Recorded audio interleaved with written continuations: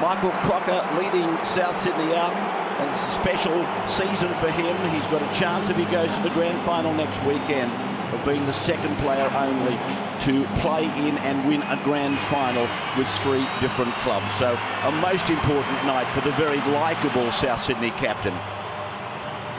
Tremendous atmosphere. An all-Sydney preliminary final.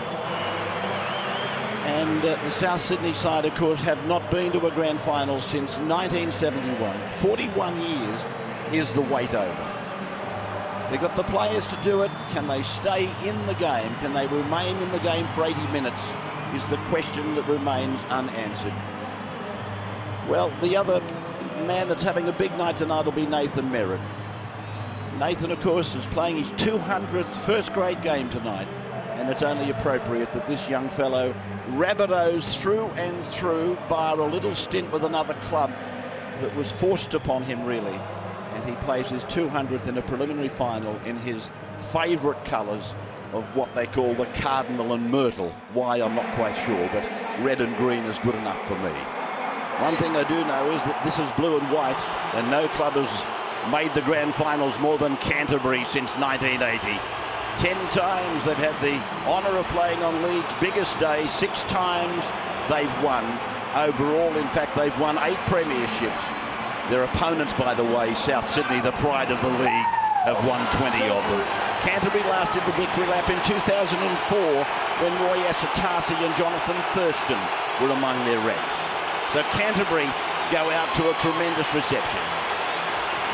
Blue and white away to the southern end of the ground. They exactly dissect on the halfway line the blue and white of Canterbury, and then the red and green of Souths go away to the northern end of the ground. Well, some turbulent years have been there for Canterbury since, of course, the turn of the century, but it's been a landmark occasion for them this year, winning the minor premiership in all 3 grades. And Ben Barber, if it was Hollywood, his efforts would be etched forever on the famous boulevard, wouldn't they? He scooped the pool at the Rugby League Oscars, the Dally M's. 12 tries in his last 8 games here, 35 from 38 overall. The stage is set, and what a stage it is. A crowd of about 70,000. It might even push the Parramatta Canterbury record. And the South Sydney running from right to left. Kicked off the second preliminary final. One of them will play Melbourne here tomorrow week. As the ball is carried back by Tolman, who was man of the match here last weekend for Canterbury, or 2 weekends ago. And this is Chris Naninu with the ball, who's put down by South Sydney just inside the 30-metre line.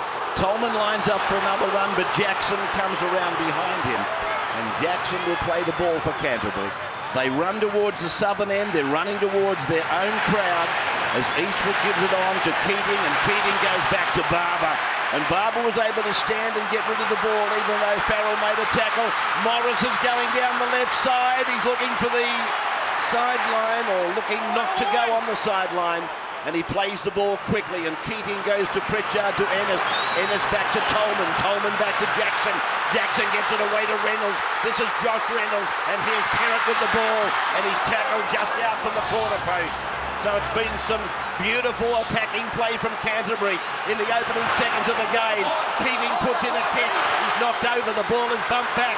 Comes down to Barber. Barber tries to dance his way around. He throws a long pass. It goes out to right. It comes down to Eastwood. He puts a little kick over. South Sydney have got to clean it up. Greg Inglis does that. And the pressure goes off, but the referee is calling a halt. We might be going back here to a tackle on the kicker a long time ago. Chris Keating. Michael Crocker on the kicker. Yep. High contact. All right. This is the incident here. You heard the referees talk about high contact. It did go up off the chest under the chin of Chris Keating. It was late and high, so I'm going to put on report. And the referees played a good advantage. Well, what about that for an opening set of 6 of a big game? The ball goes left, the ball goes right, it goes back to the left again. There's flick passes, over the head passes, finishes with a chip kick. And then we bring it back for a high tackle, which I think looked a lot worse than it was, probably deserving a penalty, but hopefully no further action. the penalty will go where the ball lands, which is way over in the middle of the left-hand side of the field. And Michael has pointed to the post. That normally means they'll take a tap. Tolman it is. He'll play the ball about 5 metres out from the line. Canterbury then with the first real opportunity, and Cassiano to Josh Reynolds. It's gone to Inu. He'll score. Krishnan Inu continues to pile on the points for Canterbury. And it has been an onslaught. Began from the first set of 6 where they get this attacking rhythm going. The front line passing the ball eventually goes into the second sweeping players. And Josh Reynolds has done brilliantly in that department. Cassiano had to stop and catch that one before going across field. Then Reynolds attracts the defender on the outside in McQueen. That opened up space on the outside. It looked as though Perrott might have scored in the corner, but Inu got there himself.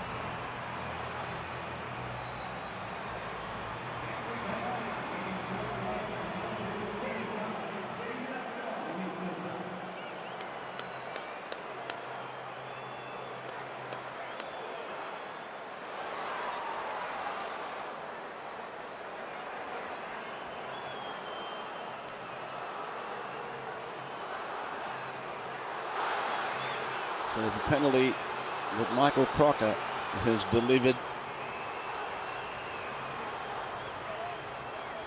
It's been an expensive penalty then from the South Sydney captain, Michael Crocker, with that hit on Chris Keating. It's been placed on report, and Canterbury have gone on to score a try, and Krishnan Inu will attempt conversion of his own try from down on the touchline and 25 metres out from the goal line. Before South Sydney touch the football in attack. Inu, who has been monotonous with the regularity of the points he's delivered since coming mid-season from the Warriors, and on its way, and it's going across the face of the uprights, and so Canterbury take first points. It's 4-0 in favour of the minor premiers. Now, referee Shane Hayne ruled the try straight away. I can tell you the pocket referee, Ben Cummings, was screaming to him to go upstairs for some obstruction. He was screaming at the referee to go upstairs, but in the end the referee said, no, I've seen enough of it, I'll make the decision. I like the call. Had we gone upstairs, well, who knows what we get. Tolman then back on his own 10-metre line in front of his own uprights, and an ordinary carry of the football as he gets up to his feet and plays the ball. Sam Perrott it is that'll play it now on the 20-metre line. Here's Jackson, and Jackson takes him up the centre corridor out towards the 30-metre line. I can't believe how much ball movement there was in those first 2 sets of 6. Here they go again. And this is Pritchard this time, taken down by 3 of the Rabbitohs. They were caught in the headlights against Melbourne, so they tell us. Well, the headlights are on high beam here at the moment, with Cassiano driving it up the middle. And now they kick and send it down into the corner where Greg Inglis watches it go.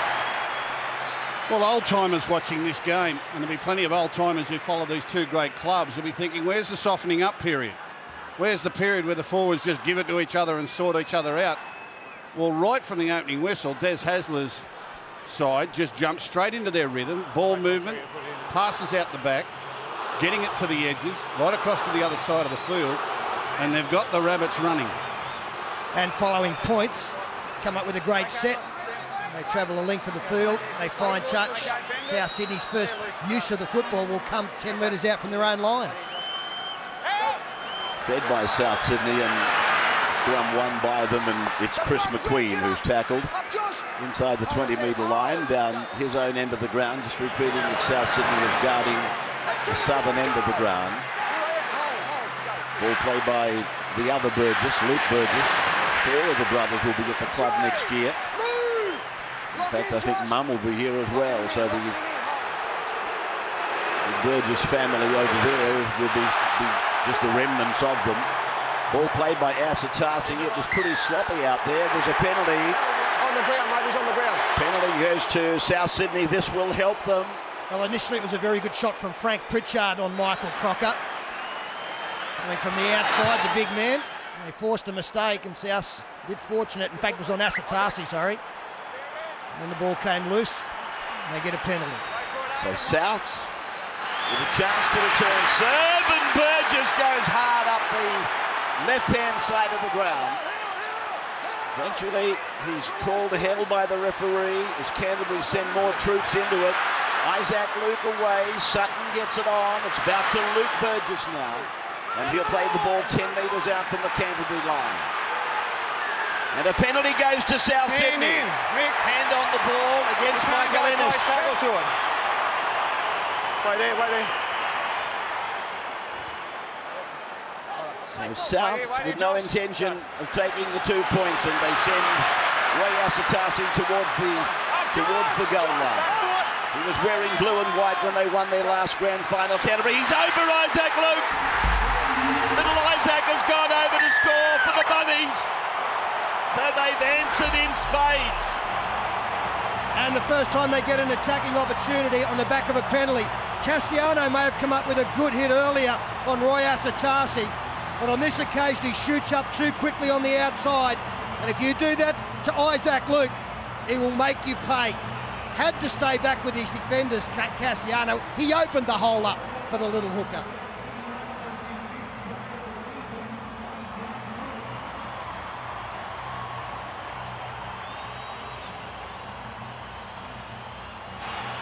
Hard to believe they chose a period not to start Isaac Luke. Michael Maguire, he's got a lot of raps. But his thinking was, for a few weeks there anyway, to start with Nathan Peets in favour of Isaac Luke.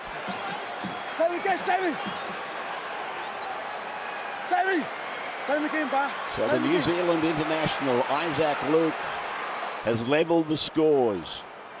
So we've had not 9 minutes of the preliminary final.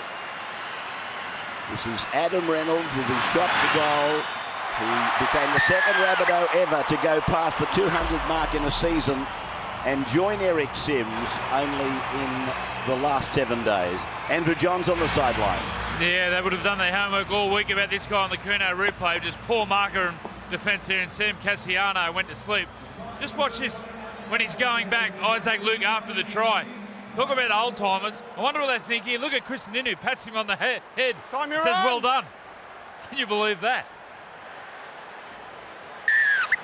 Stay behind it, Josh. Talking to Inu. He has the job of starting us into the next passage of this play, which, if it was a game of tennis, it's 15 all.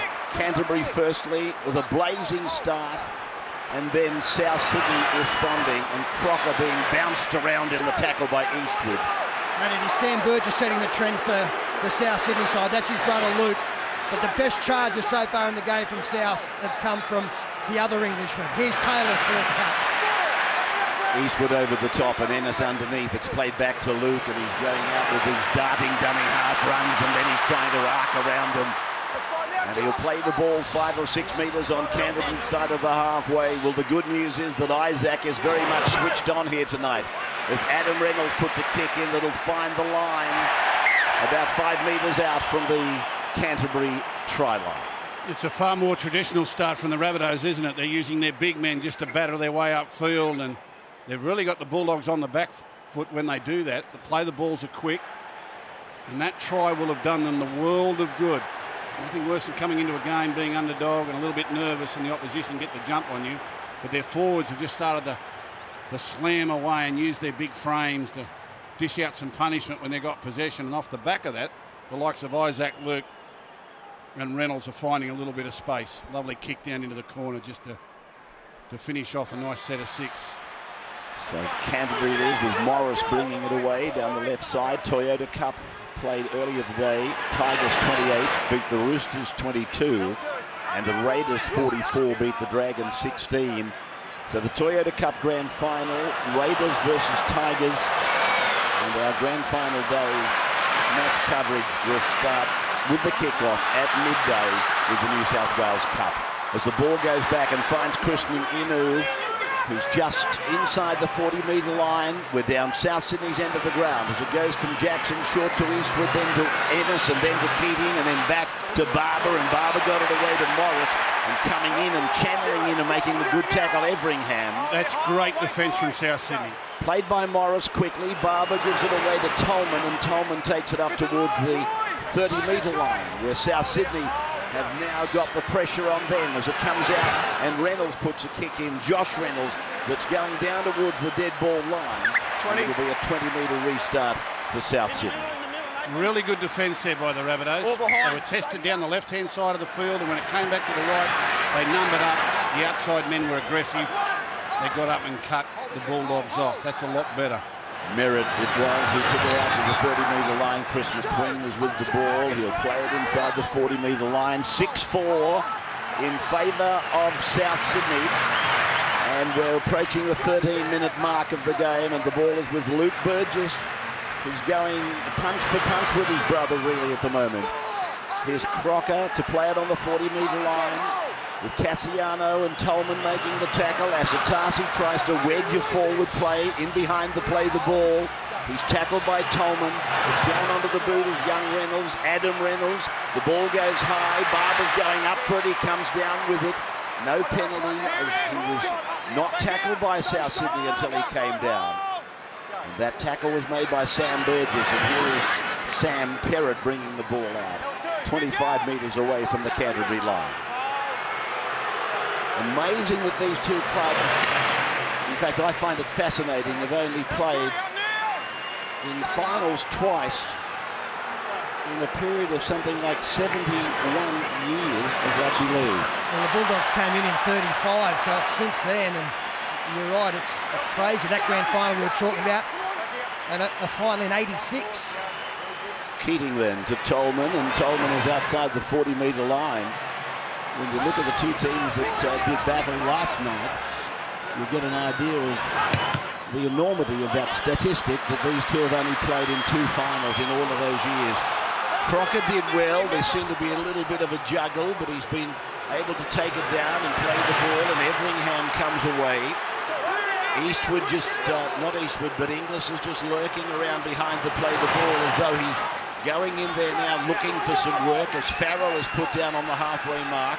Played back to Adam Reynolds, now David Taylor, and Taylor runs around Tolman and Cassiano. The ball goes back to ground. Luke picked it up, and it's gone back now to John Sutton. And I just was looking to see if the tackle count had been restarted. That is not the case, as Luke makes another one of these forays down the middle of the ground and making the markers work hard, and he's got his face in the ground, Isaac Luke. Man, he looked like a swinging arm in here, and the quick play of the ball, as they did against North Queensland in the opening 20 minutes last week, is hurting Canterbury here.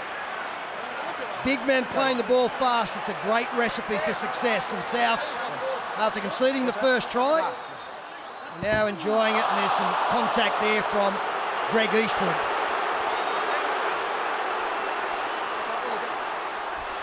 Sorry, they played Canberra last Saturday night. Well, Luke, there was no doubt he's been taken by the shoulder of Eastwood, but he was falling in the original tackle. Mick, when fifth tackle. The incident has happened. Fifth tackle. Whether that will work in favour of Greg Eastwood is yet to be determined. Falling in, Mick. Fifth tackle, Mick. This will be the last tackle, 5th tackle. They threw up a nice bomb to Ben Barber on the previous tackle 5, and Barber showed his willingness to leap for it. Now, I reckon they ought to go again. Here's Adam Reynolds then, putting it high down into the corner, and Jonathan Wright is underneath it in the field of play, and he's held by Farrell and Taylor. So there's plenty of enthusiasm in the South Sydney chase. This is Morris with the ball now. Oh, they're on top, Rabbits. Physically, they're right into this, South Sydney. I think they got that ruling right just back there with Isaac Luke and the hit from Greg Eastwood. He was tackled low and he was falling, and it gave me the impression he fell into Eastwood's tackle, which of course saw the front row forward, or the utility forward shoulder, come in contact with Luke's head. Now it's with James Graham, who's out there earlier than normal. Here's Eastwood, and Eastwood gets it up to the halfway line with a straining run. He's tackled by Sam Burgess. It's going back for Keating. It's a charge down by Isaac Luke, and Ben Barber has to turn urgently. So Barber runs away then from Luke. Brings the ball back around the back of Tolman, but no interference to the defence. Not played it. And the ball not played out, the ruling. Wow. No, he didn't lift his hands or jump. It's not a charge down. Just like there. That's a big You're call right, by Kevin. Ben Cummings. Well, Okay, mate. it is a charge down. I thought for what we've seen throughout this season, if you rush up at the kicker, he turned his back. Well, Ben Barber obviously thought he'd heard a call that it was played at. And it was 6 again because he had no intention to kick it. We might be able to listen to the audio of that and make another comment on that one, but I would have thought it was a charge down. Sutton almost through, got the ball away, went to ground, went forward. A scramble restart play, Canterbury loose head and feed. They're right on top here, the Rabbitohs, physically. I know the Bulldogs had a brilliant start to the game, but since then, the Rabbitohs have been dishing out punishment when they've got the ball and when they haven't got the ball. And they're starting to push through the line and look for offloads. And I can tell you, the Bulldogs are rattled in defence. They're really struggling with the size and speed of these South Sydney players, the speed of their play of the ball. They had 3 players over there. That should have been a try. And unfortunately, the ball went to ground. But, wow, we've got a game on here because the underdogs have turned up to play. So Melbourne watching it live through Jen. Undoubtedly watching it, I would think, as a unit, wondering just which team they're going to play. Thinking probably that Canterbury would be the team, but South Sydney really playing with great enthusiasm and intensity at this stage of the game anyway. Pritchard is with the ball. He's 8 metres short of halfway as it comes away to Graham, and Graham goes up to the halfway line where he's upended and put down by fellow Englishman Sam Burgess.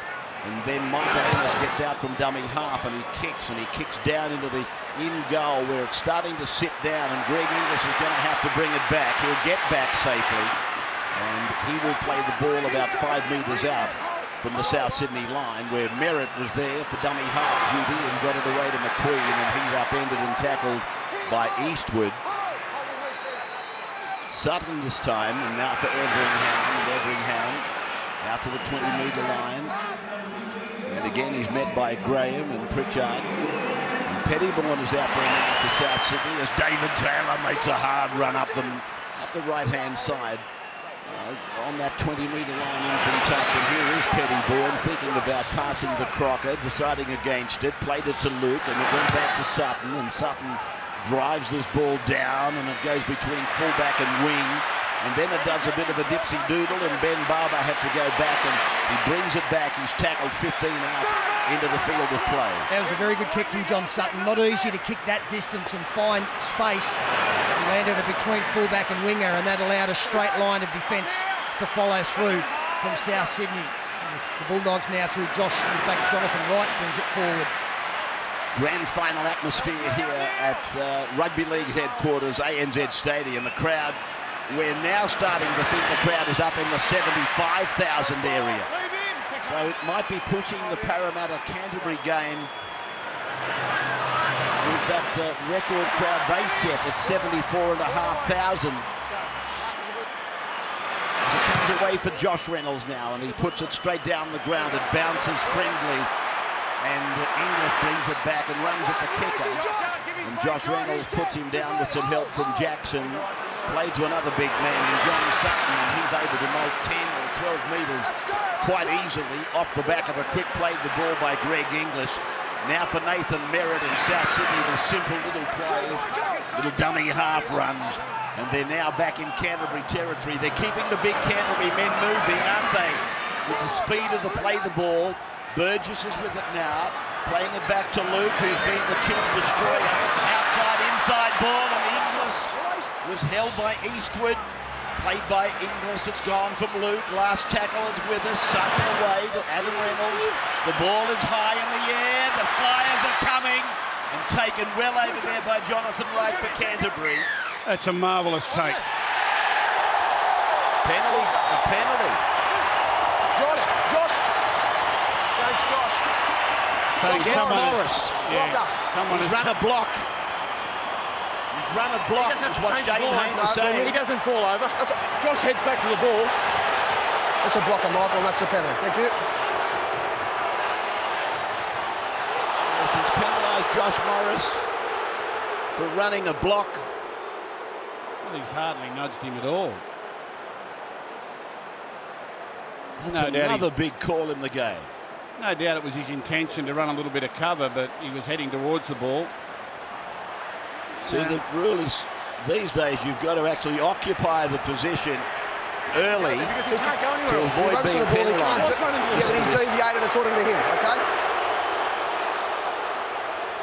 So at one end of the ground we've got the boos from Canterbury, and down at the other end of the ground where play is, the South Sydney people are rejoicing. We'll be watching the rest of the kicks tonight when they go up high as to how the players defensively react. You're not allowed to change your line. But that, gee, I've seen a lot worse than that let go this season. I was going to say, that would be one of the more innocuous ones we've seen all year. It's a pretty high standard to keep between now and full-time next Sunday. Talking of high standards, this kid has got very high standards. The Dally M Rookie of the Year, Adam Reynolds. 22 out and on its way. It's successful. Another 2 points on the board for South Sydney.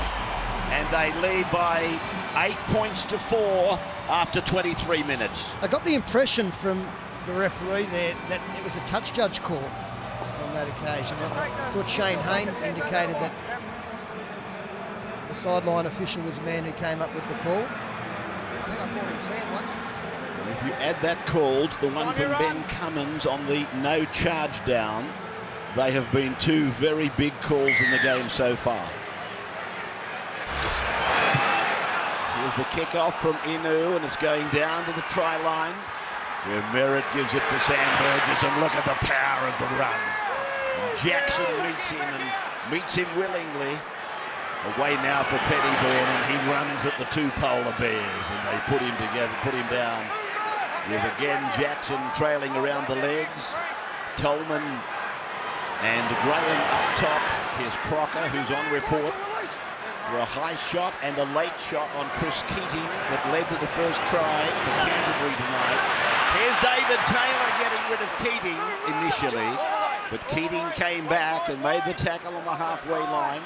Played for Farrell to pass to Reynolds to give to Luke Burgess, and Luke Burgess will play the ball. So 5 tackles gone for South Sydney now. They go down into enemy territory again, and Sutton's kick is high down to Perrott, and the South Sydney players all onside, and Burgess it is that makes the tackle inside 20. And as Inu brings the ball forward and picks up some good metres.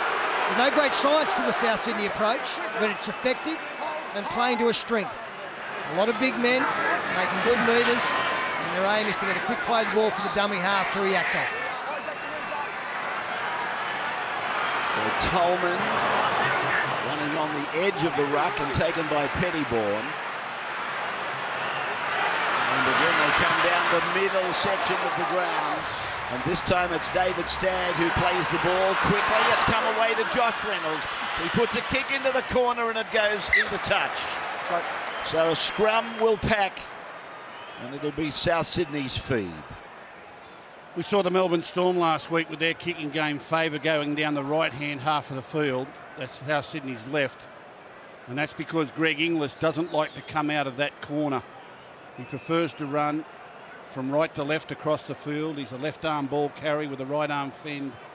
When you kick it down in that corner, he's a little more vulnerable to the defence coming down. So South Bulldogs will do really well if they can keep kicking down to that corner tonight and take a lot of his kick returns out of the game.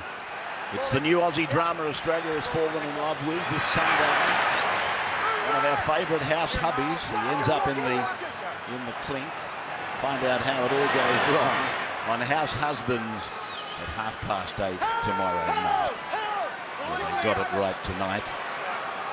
I was thinking I hadn't heard of that since I ate one. Here's Burgess Playing it on the 40-metre line, and Isaac Luke again, he's now got them guessing to the point that they're standing and probably watching him more than they should. Here he comes again. He's having an absolute picnic out there at the moment. Sutton it is now running off him, and Sutton will play the ball 38 metres out from the line. It's gone from Pettybourne sloppily away to Reynolds, and Adam puts a kick in. It might sit down. It's going to sit down. Now they've got some defence to do, and Jonathan Wright can't repel that. And that's a wonderful finish, and again generated by Luke and finished by Reynolds. And we've got a problem here for Adam Reynolds. A great finish from that man, because it was a poor start. He was under pressure and put a wonderful little move on Michael Ennis, I believe it was, to get on the outside. Oh no, a hamstring. No one near him. Andrew Johns on the sideline. Oh, this is a tragedy for the young man. Firstly, he's having such a great year, a rookie of the year there. He's got a big future, but now for the Bunnies, who's going to take control of their kicking game? He's done a lot of their short kicking game. It's a big responsibility now on John Sutton. You got a feel for him. What are you going to do, mate? Might have to take Isaac out and put him in the 7 and bring Nathan Peets into the hooker. Well, we don't have to worry about it, because I'm sure the coach has got a plan. When you come into these big games, you'll sit down all week or even all year and you think, well, if this player goes down, if that player goes down, this is what I'll do. And the man who is charged with that decision, the coach, he won't panic. He'll say, all right, I've planned for this. I know it's a bit of a thunderbolt, but let's get on with it. So Tyrrell of the East for South Sydney, who marked it back on the halfway line. He's tackled down on the 30-metre line, Canterbury's end of the ground, and a real body blow for South Sydney. Adam Reynolds being assisted off the field with a hamstring as the Burgess worked with Inglis, and Inglis will play the ball 10 metres out from the line. His play the balls have been very quick. Sutton to Sam Burgess, he throws a dummy to Asatasi, and then he gets buffeted around by the defenders. 8 metres out now from Canterbury's line. 2 tackles remaining on this set. Peets is out there in 14. It's gone away to John Sutton, and the big 5/8 goes to ground. So the 5th tackle is with us now. And Peets gets it away to Isaac Luke. He puts a little kick in, but Barber was waiting for it. And Barber will play the ball. Well, there you can see Isaac Luke has moved out as Adam Reynolds limps his way. He won't be back tonight. Nathan Peets operating out of dummy half.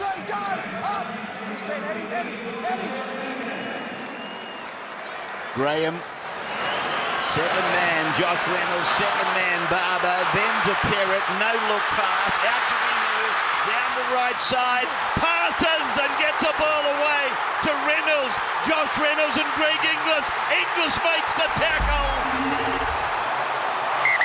They're going to have a look at this. This is touch and go. Greg Inglis on Josh Reynolds. He leaves it till the last second, Inglis, to make his lunge.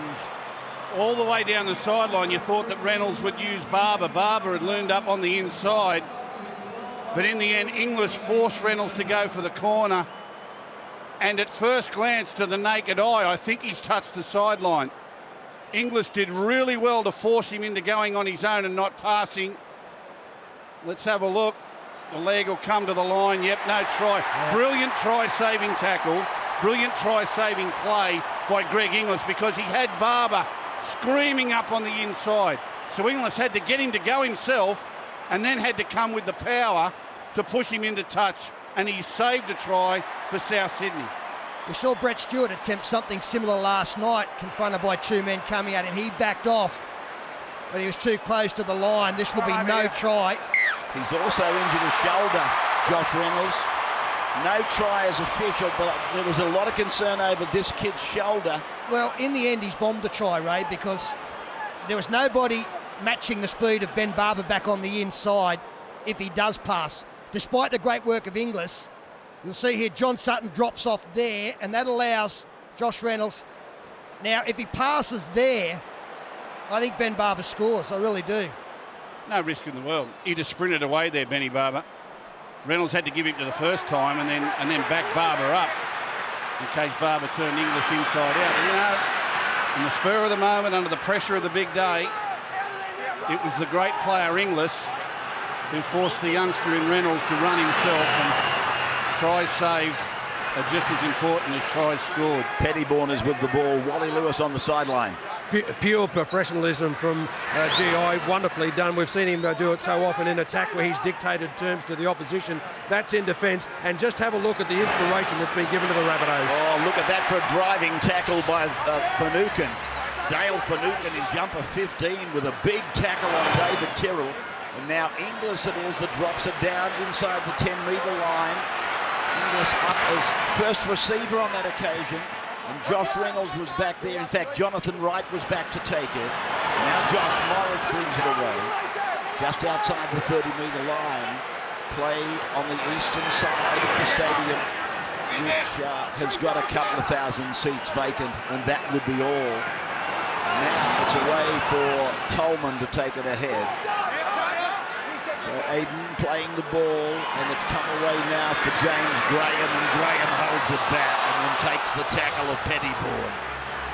Comes away from staggered dummy half for Josh Reynolds, and puts a kick in that screws and bounces nicely for Greg Inglis. He gets rid of Reynolds, he gets rid of Inu, and he runs into Sam Perrett's tackle. There's a good example of Greg Inglis preferring to run from right to left. He got the ball going the other way, swiveled and turned back to his favourite side so that he could run the ball out of trouble. That's why it's so important to get down into this corner and not give him other parts of the field to run to. Half an hour of the game gone. Nathan Peets will play the ball 40 metres out, back to Isaac Luke, who continues with his tormenting runs from dummy half, and he'll play it in the middle of the ground. Back for Peets, and Peets away to Sutton. Sutton with his left foot kick has got Barber heading back into the corner. It'll be played at by Barber.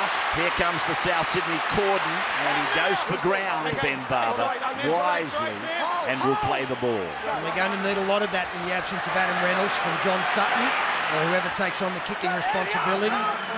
That was a beauty. And now the Bulldogs bring it back out through Finucane. Already 3 tackles gone. And a mistake. And a knock-on will bring South Sydney in with another chance. 9 minutes from half-time. Ball lost by Finucane. And it'll be a scrum feed for South Sydney right in front of the uprights, 20 metres out. He's lost that. It's just the impact of the tackles, and it came from having to run one out. A number of the forwards hadn't even gone back on side by the time that man took the ball forward.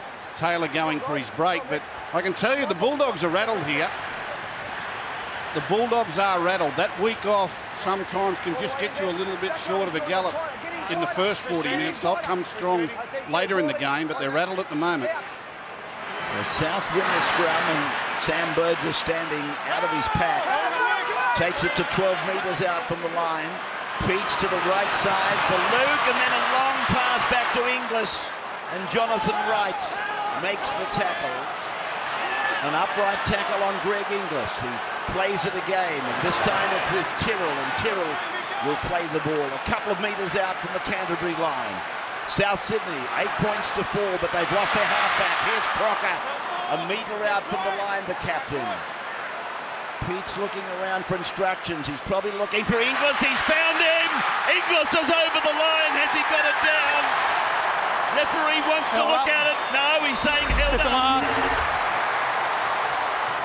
Well, it was a set play, and it was a set play to get Inglis one-on-one with someone. He just couldn't get the ball to the ground. This is the last tackle coming up. Five, it's 5, last one. Last, Sutton with a kick that goes out towards Merritt. Oh, Chris McQueen was right up there, but the ball is lost, and it's with Barber for Canterbury. So Ben Barber to play the ball. Well, the kicks have got to be deeper, and he is a good target, Chris McQueen. We saw his vertical leap last week to set up Sam Burgess to score a try as Cassiano steps through players, keeps going towards his own 30. Ennis on to David Stagg, and he's taken by the 14, which is Pete. Sam Burgess working overtime, and the ball is with James Graham as he tries to breach the line, but he's taken by Crocker And the 17 for South Sydney into the game. Ben Lowe now. So Canterbury just into South Sydney's area. 7 or 6.5 minutes of time remaining. It's Josh Morris who's injured over there. Keating getting it on to Finucane, and he'll make certain of his carry as Josh Morris gingerly gets to his feet as it goes back to the kick of Josh Reynolds now, down in the direction of Merritt, and Merritt goes up and comes down to be tackled immediately by Inu, who scored a try in just the 3rd minute of this game. Ingles got rid of one, tried to bump away Finucane, but Greg Ingles playing the ball inside the 20-metre line. Everingham is with it. Is it my imagination, or has Greg Ingles involved himself more since Adam Reynolds left the field? Here's Sutton spiralling and sprinting and taking it down to the middle of the ground. I think you're right, Rain. I think that man has as well. Both Inglis and John Sutton basically acting as extra forwards at the moment. It's Tyrrell. He'll play it on the 40-metre line. Graham making the tackle. Goes to Sutton. He puts a kick down to Sam Perrott. And he's in the field of players. He brings it away. And he dances back into Chris McQueen and Sam Burgess. Barber the dummy half. The ball carrier is Jonathan Wright on this occasion. A 4-point ball game. The Rabbitohs over Canterbury, who scored first. And Finucane goes to ground under a 3-man South Sydney tackle, again involving Sam Burgess. Here's David Stagg tackled now. He seemingly is working very much in a tireless fashion in defence. Sam Burgess, here's Chris Keating, now Barber, now Morris. Morris has got support on the inside. Barber's got the ball. He ran into Pritchard. It might have checked him. He'll play the ball close to the line. This is the last tackle. Pritchard gets it away. Josh Reynolds puts in a kick wide for Perrott to score. Perrott scores for Canterbury. That is brilliant.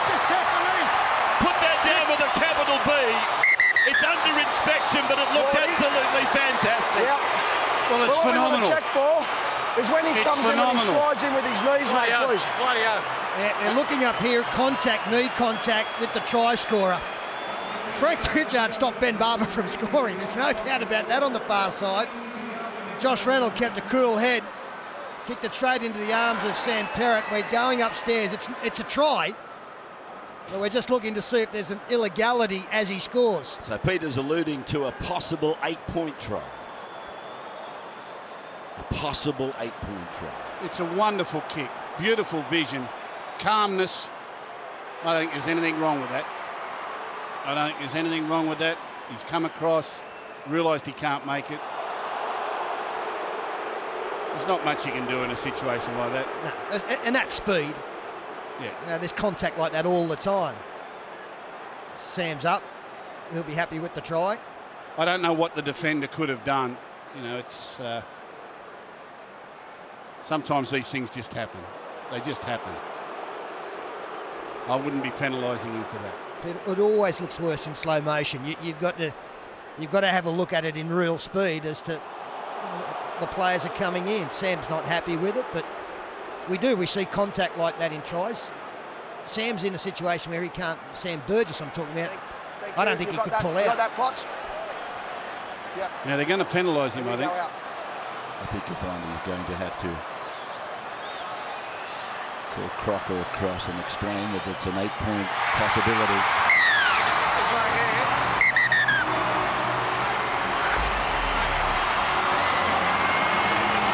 Auckland 3 times has interfered when he's trying to get up that marker. Can't interfere with the player trying to get up. We'll look at that. 3 times and I've been out of play because he's pushed me, all right? Okay, well, look, more importantly here, all right, we've got a try. Sam's come in and lead him with the leg. We're now going to second kick for a possible 8-point try.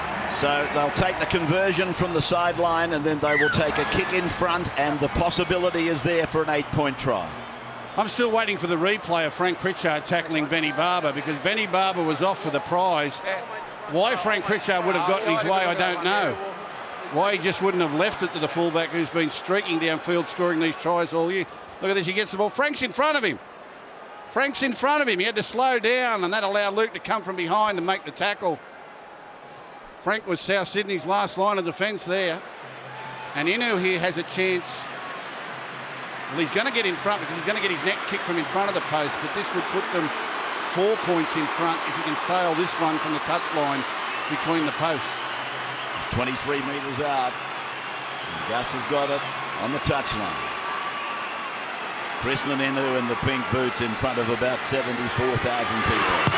And away it goes. It'll come back. It'll come back. It's hit the paintwork and bounced away. So he'll go over in front of the uprights now and take another kick. So he's going to pick up a 6-point try, you would think, with the second attempt from right in front. It's a harsh penalty, I've got to admit. You know, I mean, I can see where the referees are coming from. They've got their guidelines that lashing out. But for anyone who's sort of played the game, that wasn't what you would call a malicious action after the ball is played. He's coming across, he's doing his best. I don't think that's malicious at all. And there's not much you can do about it in that situation. And the fact that Sam Perrott didn't get up and react too badly about it, sort of, he realised as well that these things just happen. But in the end, it's going to put the Bulldogs in front. So from right in front, he'll put it deep into the southern stand, full of blue and white bunting and blue and white jumpers and Bulldog supporters. And there's the kick. 2 points in front, Canterbury.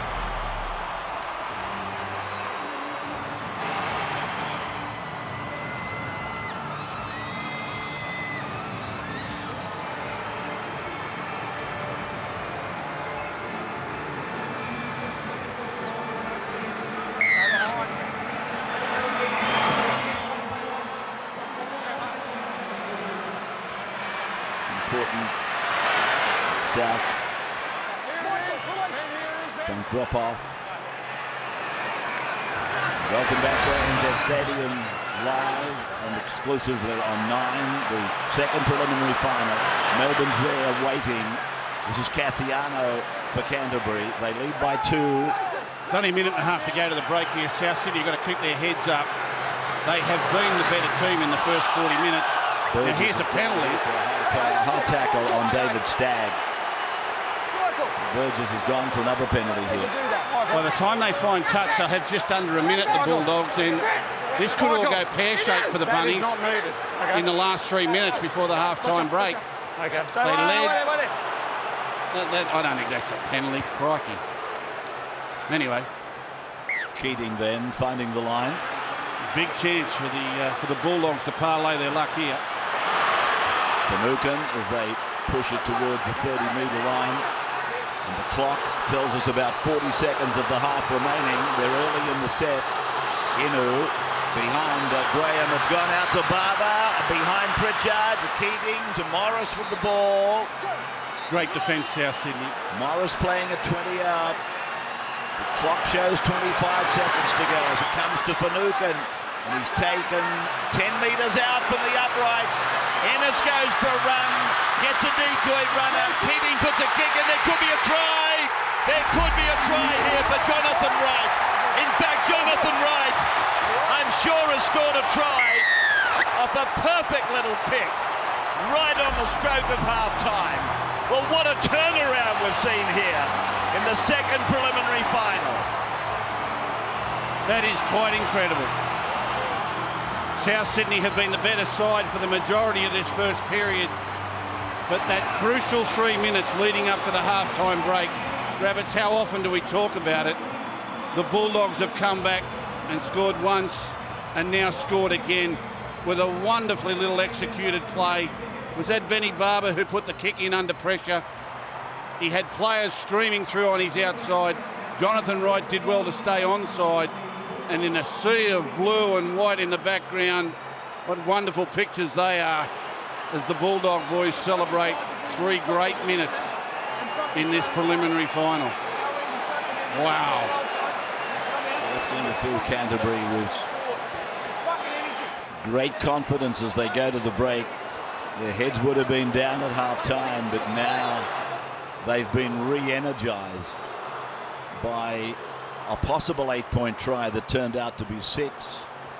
And then this one on the stroke of half-time. Was it Barber's little kick or Keating? I'm not absolutely sure. I think it was Barber. I think it missed Keating. I think Keating to Barber. This fella kicked poorly in his warm-up tonight. He hasn't really struck anything that great, but he's just the sort of bloke. He's just the sort of bloke who'll steady himself and swing this around between the posts. He loves the big stage. Chrisman then from right to left, and look at this, it's spot on. It is absolutely spot on over the black dot. They retire to the half-time break, and the Bulldogs were down by 4. It looked like being the half-time score, 8-4 to the Rabbits. No, it's the Bulldogs leading 16-8 at half-time. Let me get this away while I can. The Australia's Prime Minister's 18, I think it is, a squad of 18, are watching tonight up in Papua New Guinea. They play in Port Moresby tomorrow with Coach Mal Meninga and Captain Scott Prince. And good luck to everybody up there in Port Moresby watching the telecast tonight. And South Sydney with a lot of work to do. And Sam Burgess, who gave a couple of penalties, there didn't seem to be a lot in them, but nevertheless, that's history now. They've been given, and they added to the points that Canterbury were able to bundle on in the precious minutes leading up to half-time. Michael Crocker played that ball. This is Pettybourne taking it out to the halfway line, so it's been a good recommencement for South so far. Just a simple set of 6 as they roll it up down through David Tyrrell and away now for the completion. And John Sutton sends it high down into the southeastern corner. Merritt wisely waited for the ball to be in the arms of Sam Perrott before making the tackle. Chris Nuninu tries to make a breach. He's tackled just inside the 20. Canterbury then. Their first use of the second half, and David Stagg. 16-8 in favour of the Bulldogs, and 3 tries to 1. But the big turning point in the game most definitely was Adam Reynolds. He was playing superbly, pulling a hamstring, and he was out of the game. Here's Barber getting a ball from one of the big men, and supported up the middle there by Finucane, I think it is. He plays it to Ennis, and Canterbury quickly onto the attack. Josh Reynolds is taken by Crocker in back play. Merritt is with the ball for South. Merritt will play the ball just outside the 20-metre line. Here's Crocker. Wrestled down inside 30. Ironically tackled by Josh Reynolds, who Michael Crocker, you might have heard me say, took him out just a tad late. In fact, it almost looked like a replica of what Michael was involved in at the opening of the game that led to Canterbury's first try. So we're in the middle of the ground now, and Eddie Pettybourne plays the ball, and Sutton hands it back to Sam Burgess. Pete's a dummy half. And Inglis, as he does, he's fallen into first receiver. He puts up a mountainous kick, and Barber is with it for Canterbury. So 15 metres out from the Canterbury line. Played by the wonder boy of rugby league at the moment, Ben Barber. Here's Perrott. And he took that one with ease. There wasn't a lot of pressure on. The ball was high. It came down fairly straight, and the chasers were still a fair way away. I'm surprised that when kicks go up that they aren't contested more. Tonight, as we've seen in a number of games lately, it's almost like the chasers are hoping that the man underneath drops it instead of going up to try and take it out of his hands. There's Graham. Keating stabbing this ball down towards Inglis. South Sydney running away from the northern end of the ground. Massive crowd here. South Sydney seated from the halfway line back to the extremities at the north, and then Canterbury likewise to the south, as South Sydney get a penalty on their own 30-metre line. Got to get straight. Yes. Isaac Luke taking the touch finder. It's a good kick. That's a very good kick, and if I'm the South Sydney coach, Michael Maguire, I'm happy with that early response from the Rabbitohs. They've come out full of intent. Even though they were shell-shocked just before the break, they've quickly got back into their gear now and looking to make amends. Luke dropping it back down to Michael Crocker, just outside the 20-metre line. Now Peach, and he goes up and he gets the ball away to Pettybourne. The ball goes to ground loose, and Barber tried to get a kick on it, but South Sydney have got the ball, and it's play on for Peach. Now it's gone away to Sutton, who throws the dummy, and he's held and put away 7 metres out from the corner post. Burgess, Inglis, Pettybourne. Gave the ball 3 or 4 metres out from the Canterbury line. 5 tackles for South, and the ball down at the ankles of Burgess, and then he drops the ball, and Graham has got the ball for Canterbury, but it's a changeover back where Burgess dropped the ball. In fact, he's ordering it out to the 10-metre line. That was some really good hustle on tackle 5 defence there by the Bulldogs. Every South Sydney player had a defender in his face, and Burgess ended up coming up with a fumble. It's a good game. Gee, it's a good game. There's been so many great moments already, and you get the feeling there's a couple more to come. Stagg.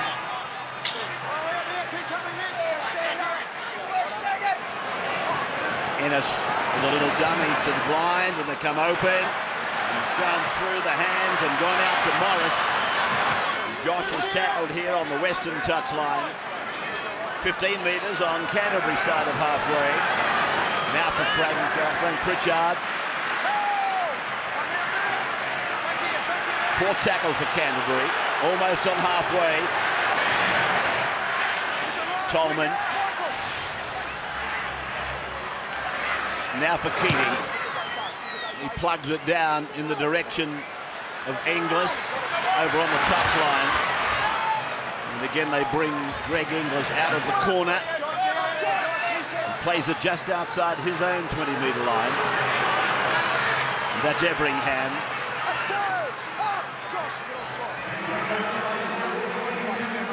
South down by 8.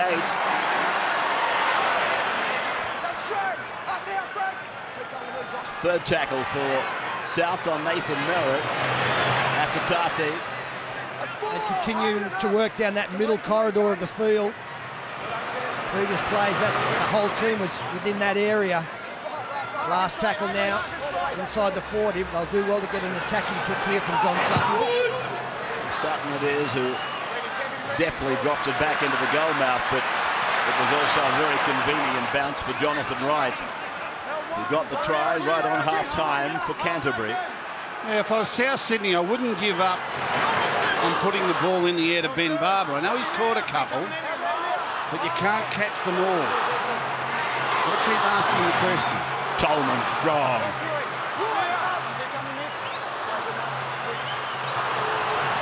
Canterbury then working it out to the 40 and beyond that with Inu.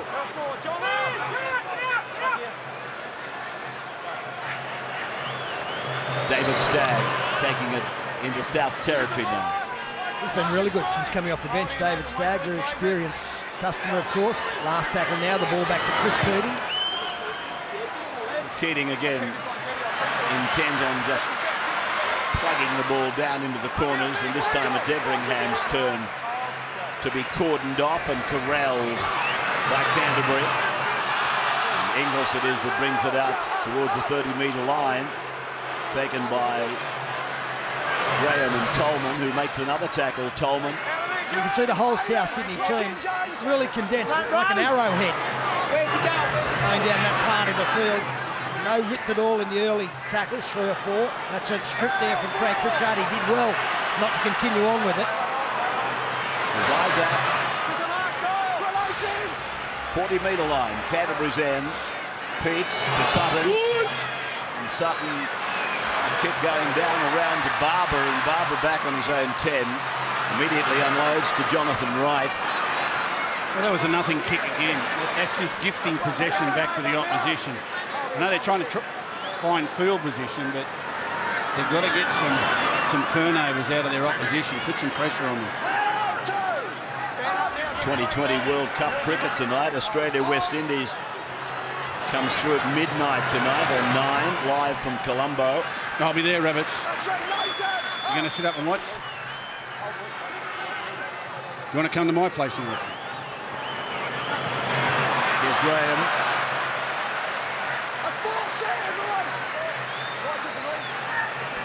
I'll let you sit in my chair. Tolman, 5 finals he's played in for 5 victories.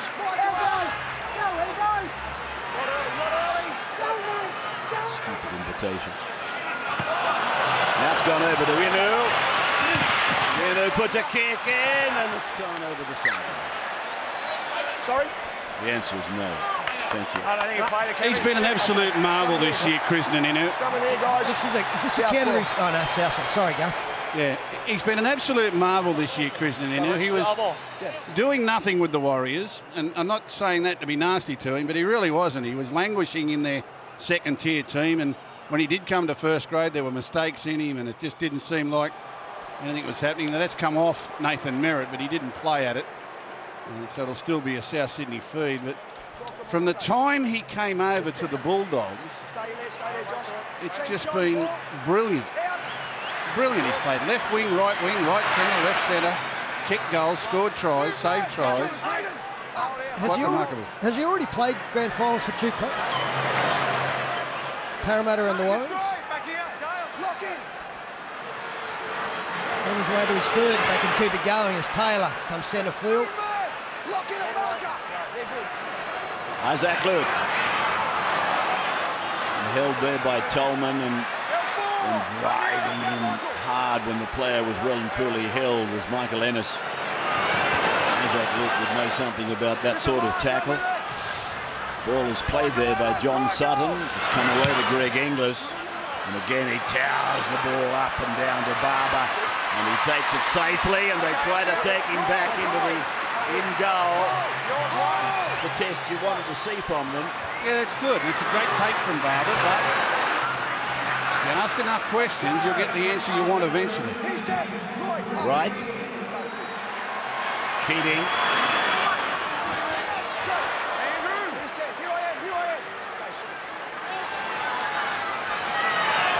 Frank Pritchard.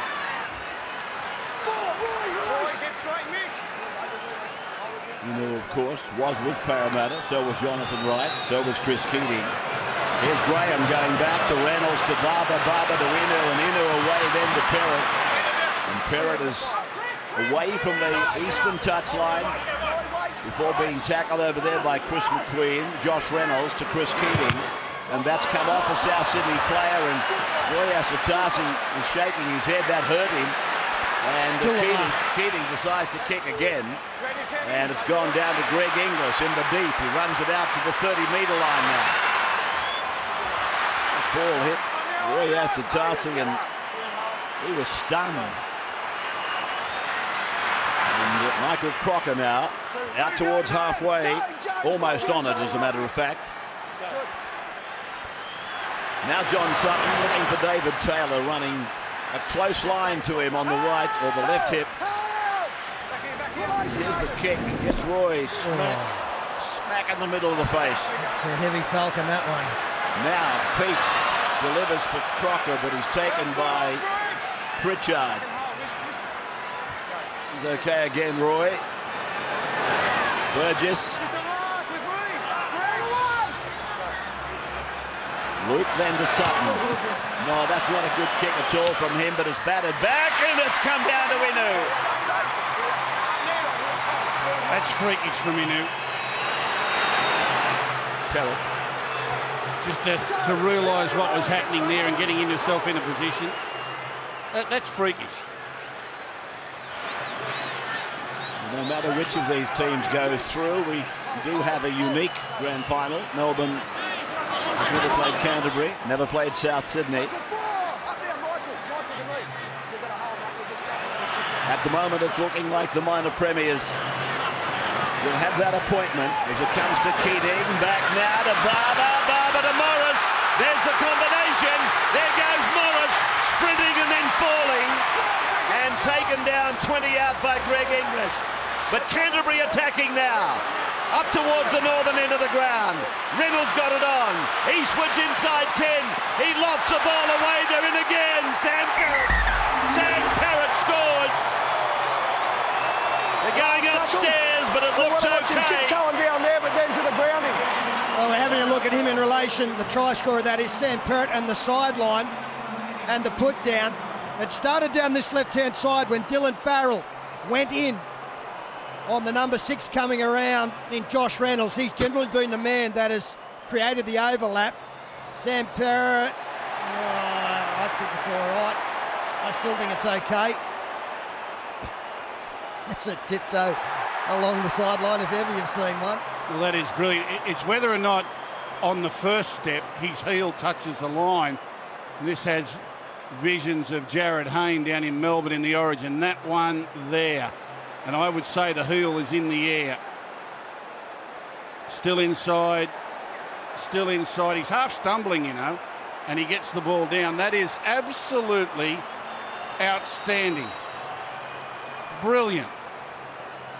These sides met back in round 13, and the sides were very, very similar. The difference is this man, Sam Parrott, came across from the Roosters, and Asatasi has come back for South Sydney. But I don't think you can't take this off him. No, it's. I'd say that heel is in the air there. That hasn't touched the line. He hasn't touched the line there, and the put down is. He's stumbling. He's going to fall over, but he's got the presence of mind to reach out with the right hand and stick it down in the corner. I had my doubts on the pass, Yeah. but the put down is brilliant. Should be green. Try for Sam Parrott.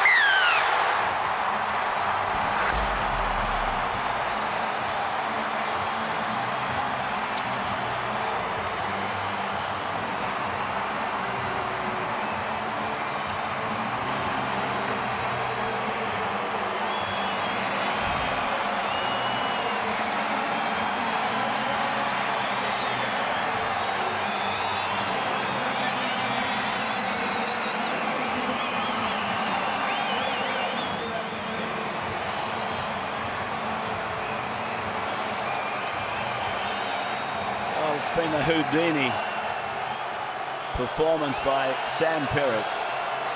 Just another exhibition of the brilliant athleticism of these players in the modern era.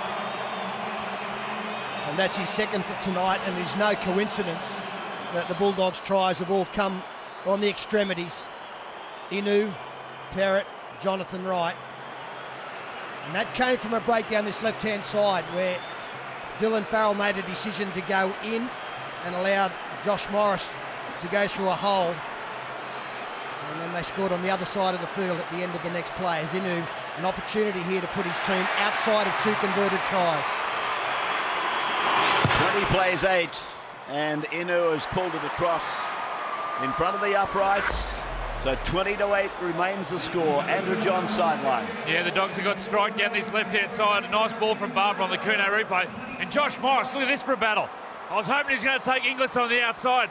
Shades of Origin. And then Reynolds, great play. This time to run the ball. And look at this. The ball from Eastwood to start with. And look at that. That's amazing. Well done.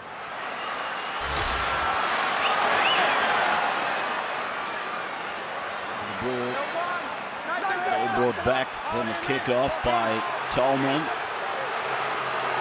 Canterbury now their tails, you would think, right in the air. From a 4-point deficit to a 12-point lead. It was hard to see on the replays the hands of that man there, Greg Eastwood, as to how he fired the pass. Obviously the officials in a better position to call than we did, and they were happy with it. Graham. Tolman. Wrapped up by Asatasi and Taylor. In the middle of the ground comes Canterbury now. Keating switching the point. And he goes over to the boot of Reynolds. Keating looking for the alternate kicker. And Inglis brings it back and gets it on to McQueen. And McQueen has got Inu's attention with Stagg and Perrott. Put him down about 5 metres on south side of halfway. John Sutton. Just repeating, South losing their halfback. Midway through the first half, Adam Reynolds, when they were in the ascendancy. And I won't say it went pear-shaped, but it hasn't been good since then. Here's Isaac Luke, who was causing incredible havoc together with Reynolds. Now Merritt running along the 20-metre line and then deciding to have a go. But we know what explosive speed he's got off the mark. But here's the pass going away from dummy half and taken to ground by Greg Inglis. He puts a little kick in. He's after it. Barber's got it. And he's taken down by the South Sydney defence a couple of metres out from his own try line. Inu from dummy half. Queen rattling him up with a tackle. There's been a lot of talk in recent months about, which is the most important position on the field, and some suggesting that fullback is now the #1 position until you see a team operate without their number 7. And you realise just how important that position still remains. And we witnessed it a little bit there as South Sydney try to construct their attack without that little bloke. Eastwood is into space and over halfway. He's got support coming. It's Pritchard. Pritchard steps clear. Pritchard will score. 1, 2 of the big forwards. They put it together. There's carnage behind them. And Pritchard scores for Canterbury. And enjoying a wonderful season, Frank Pritchard. Played 80 minutes on a number of occasions this season. Plays a lot of minutes in their quality ones these days. The initial bust comes from Greg Eastwood, who brushes off Dave Taylor. It's a grabbing defence from Taylor. Very ineffective, and Eastwood summed up the situation. The men on his left, the quicker men, were marked, but Frank Pritchard, he had the power and the pace to get there.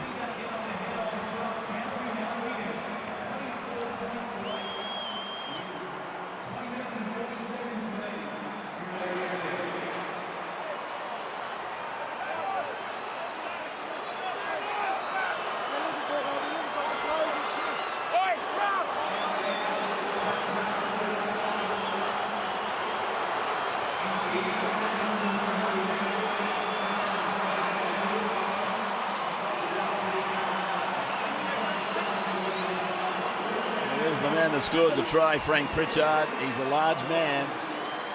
He showed surprising speed on the back of another big man making the break.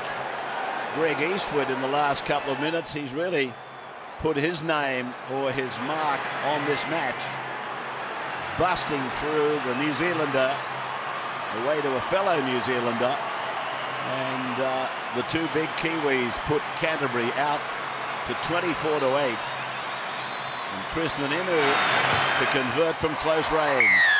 26-8. Dogs over Rabbitohs. Wally Lewis.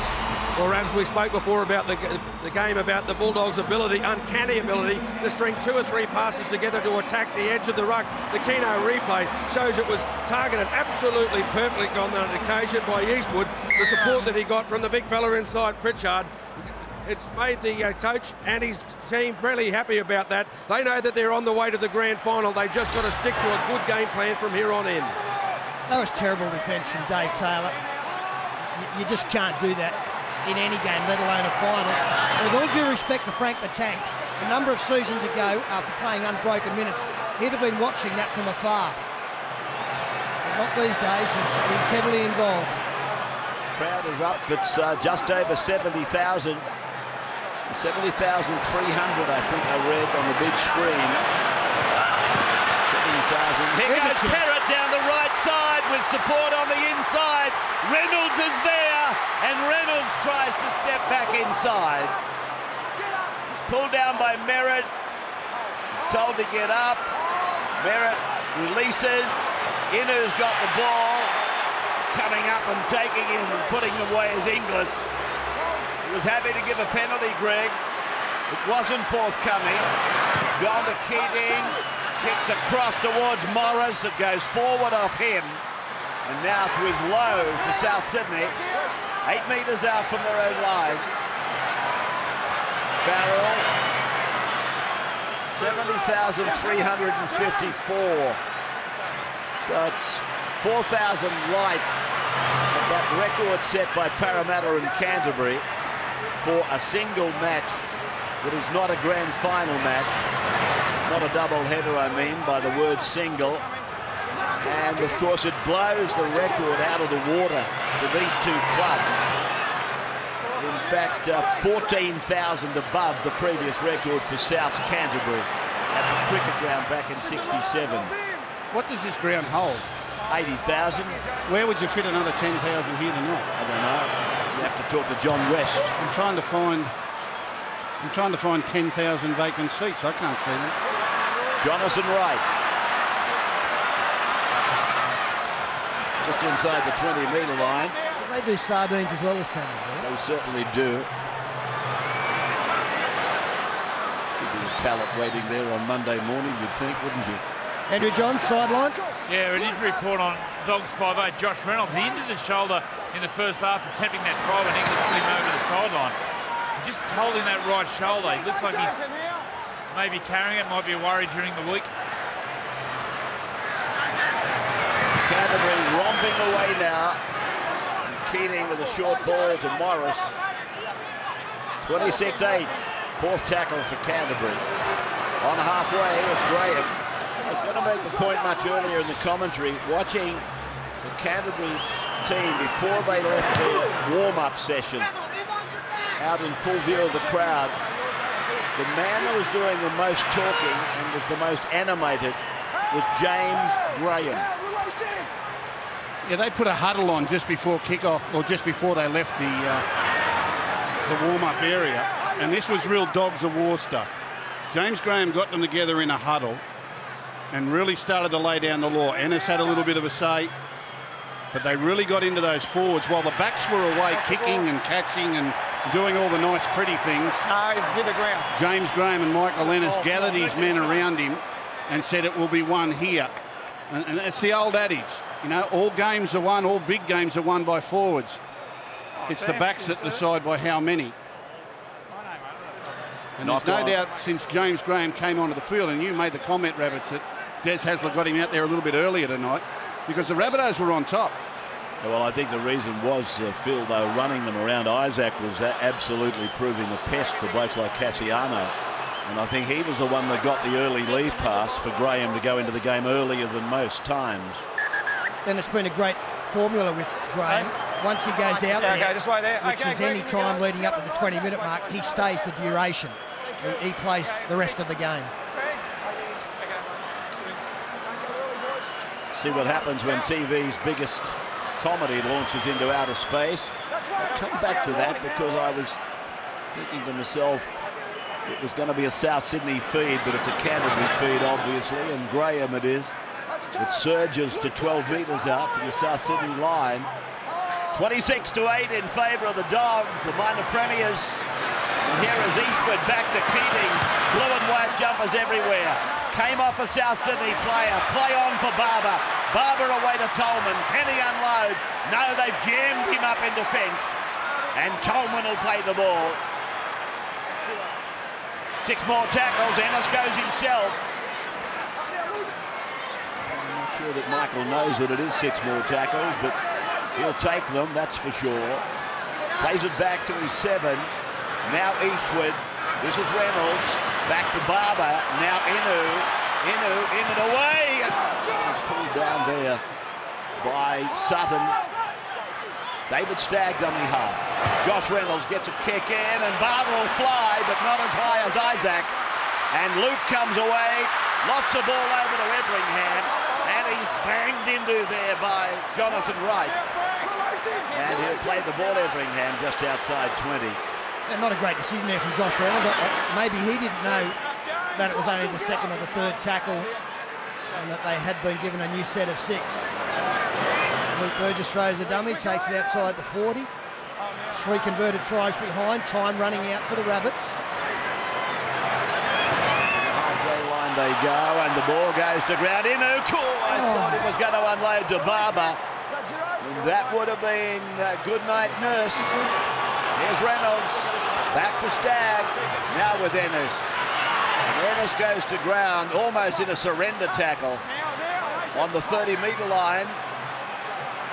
Barber up a dummy half, Coleman, again, rugged, wholehearted performance by Aidan Tolman. Back to Ennis, and now for Graham. Graham steps and he beat Michael Crocker. His chances of playing in that third grand final with 3 different clubs are diminishing rapidly.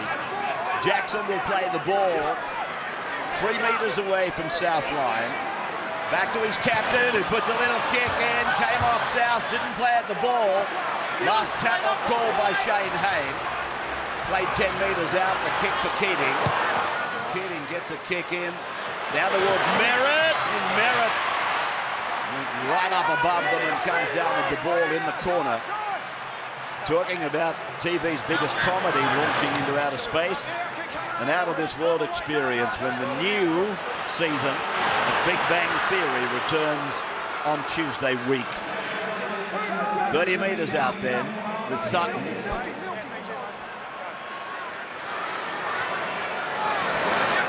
Luke Burgess back. So grand final day. We come through to here for a midday start with the New South Wales Cup tomorrow week. In front of that White World of Sports and the Sunday Footy Show, but the New South Wales VB Cup will open our football at midday. And then the big one at 4:30 between Melbourne and the winner of this game, the Bulldogs, up against the Rabbitohs in the Toyota Cup. That match in between is the Raiders up against the Tigers. Well done to both those young sides that compete in the under-20s national competition. I think on grand final morning too, Rabbits, very early in the day, there's a replay of the Schoolboy Cup final, the GIO Cup. Played between Endeavour Sports High and Patrician Brothers Blacktown. So if you want to get up early and see a bit of schoolboy rugby league at its best, it's on grand final morning as well. Nice ball from Corey Payne, who's out there now. Ennis then to Inu. Puts a kick in behind Merritt, it'll go dead. 20. So just 10 minutes of the game remaining and an 18-point buffer in favour of Canterbury. And Corey Payne left this late to be put into the action. First time tonight. He'll lift the energy. He's got some skill about him. But he's on there for Josh Reynolds now, and he'll come up with some enthusiasm as Canterbury make their way towards another grand final appearance. That's Pettybourne taking it forward.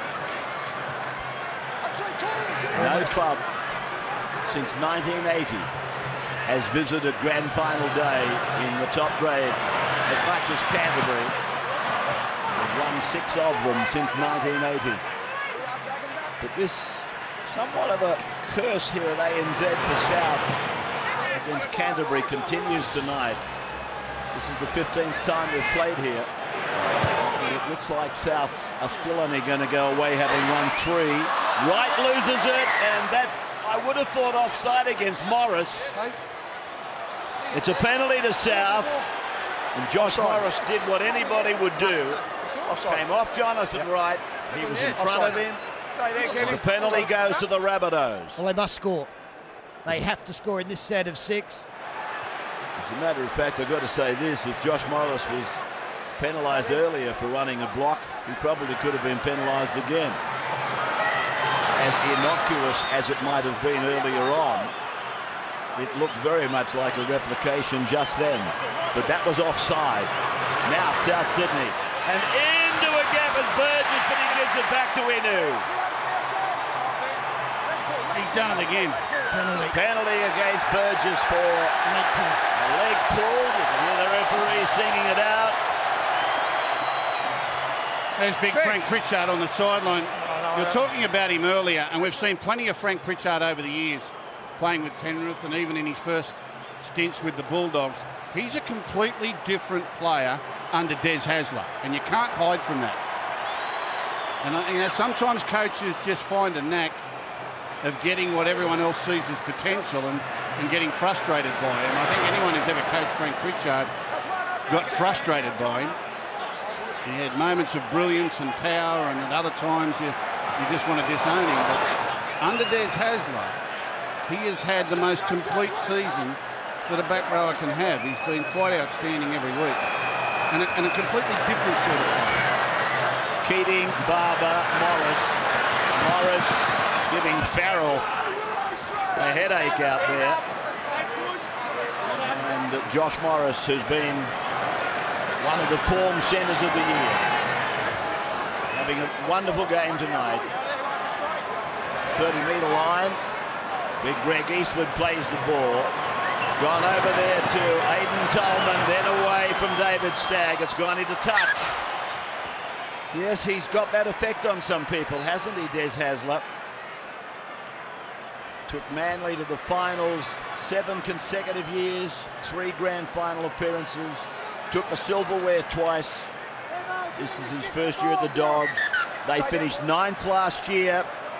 He takes them through to minor premiership and a shot at the big one tomorrow week. Well, they missed the playoffs the last 2 seasons. And the one thing that Des Hasler has come to Canterbury and done is looked at what he's had at his disposal and got all the players to play in a way that suited them individually. And as a team, it's worked superbly.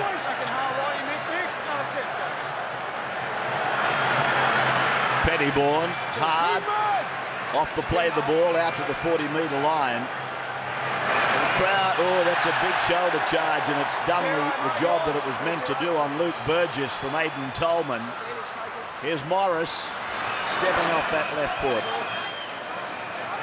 Okay, Dylan, up now. And watch the shoulder aimed at the ball from, it was Eastwood's shoulder, and the ball just popped out like a cake of soap. Now it's with Graham, and he's there basically for the slaughter of the defence. And Michael Ennis turned to his teammates and said, come on, let's get this forward. I'd be kicking a field goal at the end of the 5 tackles if they haven't scored, just to put the game to bed. But he's just trying to lift them now. Wants them to finish with a flurry here, just to keep the foot on the throat. Corey Payne wants a run. No, he's only as a decoy. Charge down from Nathan Peets on Chris Maninu. And now it's with Sam Perrott. No knock on, but the tackle count restarts.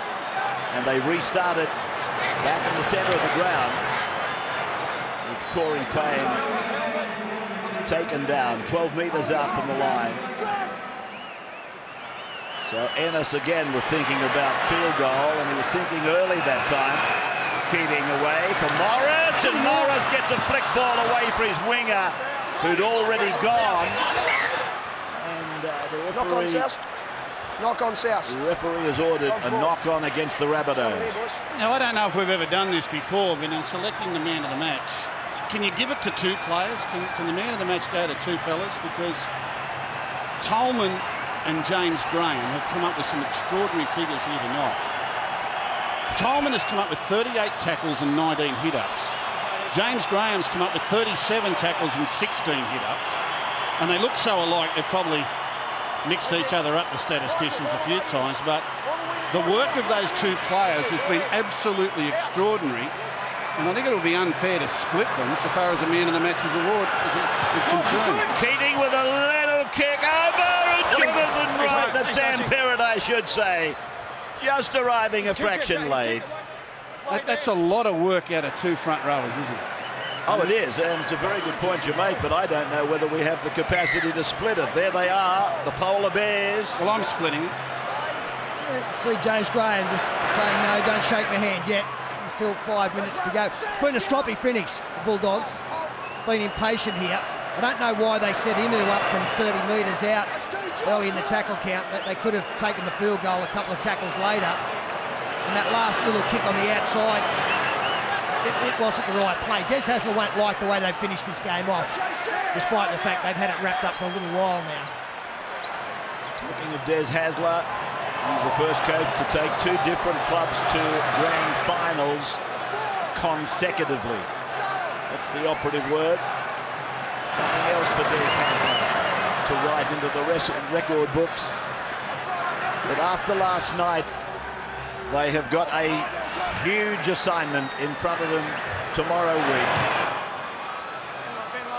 The minor premiers, Ben Rose in front. Did you hear him say that?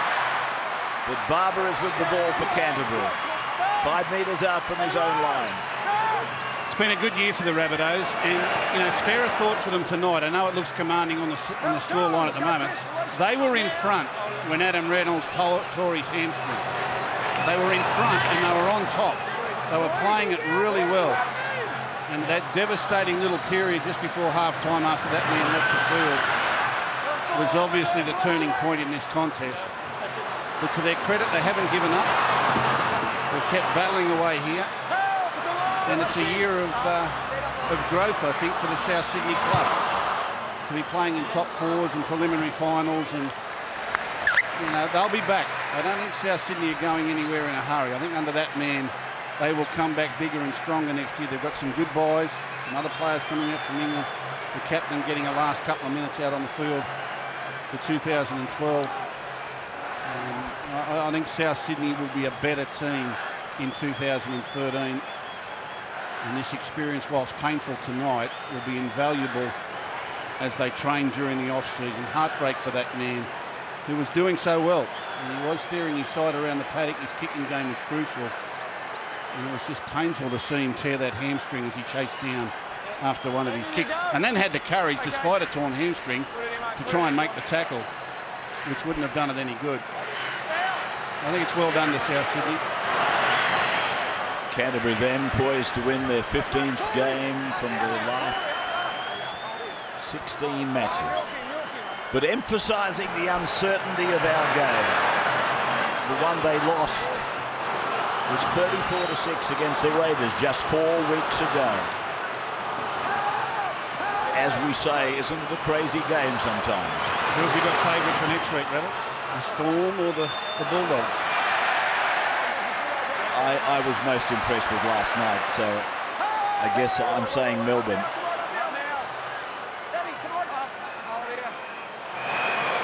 A wonderful achievement for Canterbury to win it, don't get me wrong, but gee, they're a class act.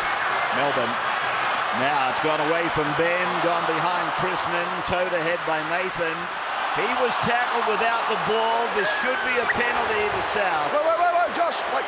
David Stagg has come out of the ground like a worm and grabbed Nathan Merritt by the foot. Inside, boys. Well, this match has got 30 seconds to go, and the Blue and White Army are about to celebrate again. They are bound for the grand final again. No club has been there more than Canterbury since 1980, and here goes Greg Eastwood again. Greg Eastwood scores right on full time, and he carries the impost of Greg Inglis across in doing so. Well, that's an incredible way to finish, and well might we applaud Greg Eastwood for knocking this ball up into the air, gathering it and racing off for the try. But I also feel for the great Greg Inglis, who chases him despite the fact the game is over, seconds are running out. And dare I say, this is the Queenslander coming out in him, because I see this all too often. Those two workhorses. Look at this, a little chip kick. Eastwood gets it and over he goes. There's no reason to chase. No reason to chase. It's over. Season's gone. But Inglis finds a reason. And on the Keno replay, you see the difference there with greatness and courage and just playing to the 80th minute the whole time. And you wonder why Queensland have won 7 Origins in a row. He's still battling to save one.